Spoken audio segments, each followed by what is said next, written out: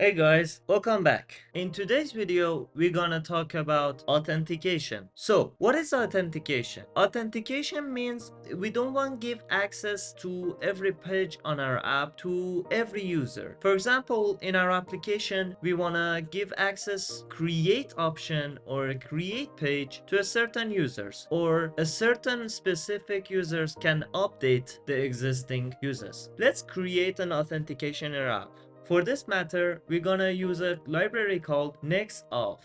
We head over here to the documentation and we install it. At API route, we gotta create a folder API/API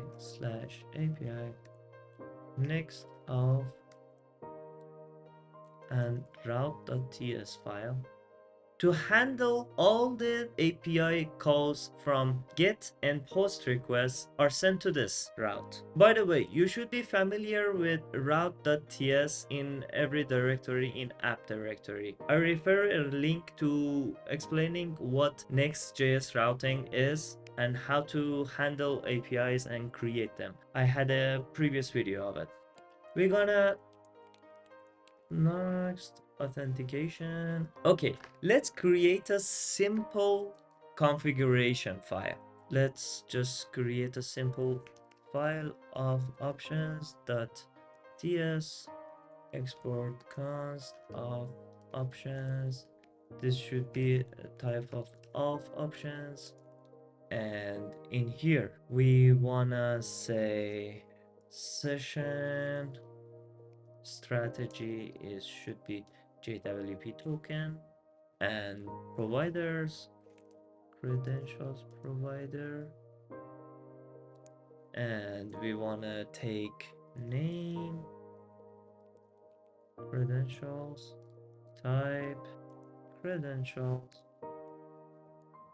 and for the credentials itself we want to get email, type is email. You know what? Let's just copy and paste here. I've already created a simple configuration file by typing here. We get providers. We saying that Next authentication we can use GitHub provider, Google provider. Basically it covers a lot of providers in here. We can see the list of it in here.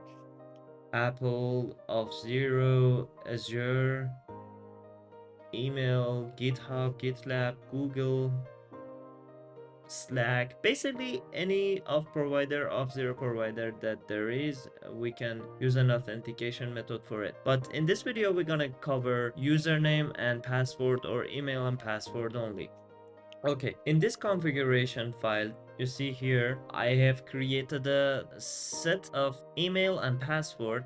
It gets two options, two inputs, and for the authorized part of the application, we're gonna check if the email and password has been entered, and we're gonna call here get user by email. We select a specific user for via email, and we can get rid of the console here. And if we are checking if the user is valid and if the user is defined here, we're gonna compare its password. That is, remember when we were creating a new user, we created a hashed password for it. Therefore we have to use a function called compare via bycrypt or bcrypt.js. We give the fetched user and the credentials that the user has been typed into the form, and if it didn't match, we'll return null. After all of this, if the provider returns ID, name, and email,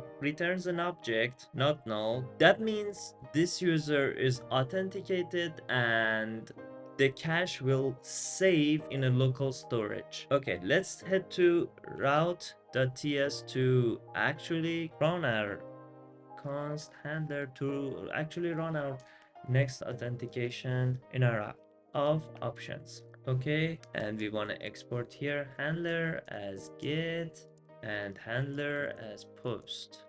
Okay, when we refresh our app, nothing actually happens. Why? Because we need to do something, which is add a little middleware here middleware.ts that is introduced in Next 12, saying that we want to import default from Next Auth middleware, and we want to export const config.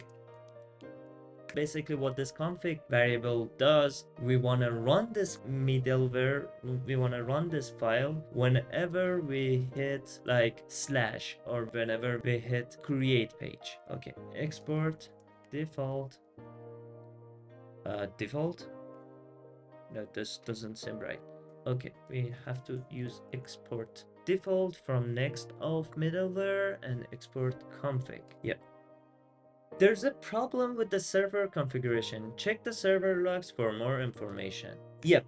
You know why? Because in order our app to work, we have to create Next Auth secret variable here, and we need these two environment variables. Okay, this could be anything. This could be anything. It is using to hash our request and encrypt our data. Let's hit run again. When we is our application running and dev localhost 3000. Yeah, we can see the authentication page, and let's hit one of my created users.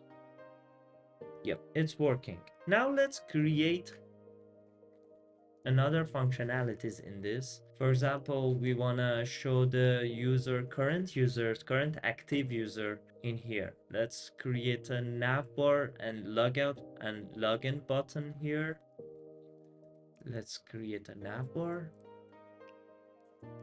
Navbar.tsx.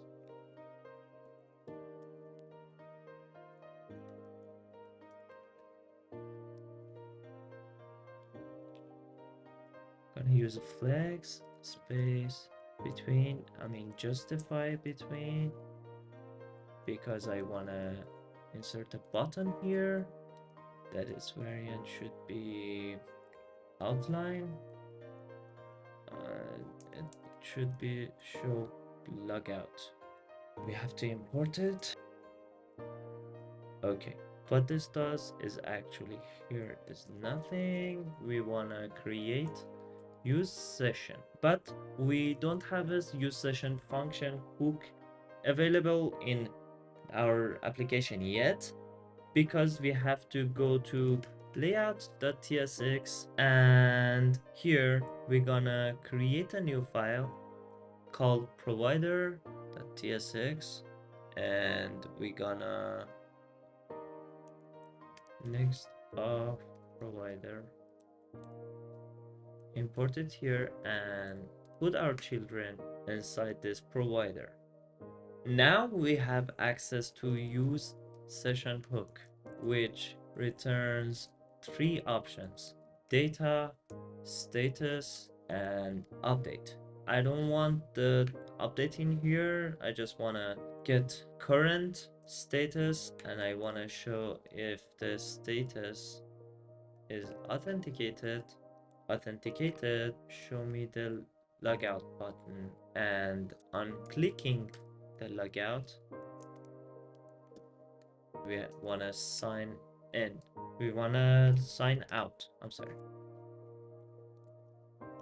React context is unavailable in server components. Yep, we want to use client in here. And by clicking logout, it should log us out. Let's take this a little bit further and show the logged in user name, for example. We want to show the name here, and we want to show with h3 or pre. Hello data.user.name. Let's log back in. Hello Reza, and it's working. I don't want the list to be like this, to be shown like this. Let's wrap it in a div component and create an flex in here, and we want to justify center, and we want to items center, and let's add a simple gap in here.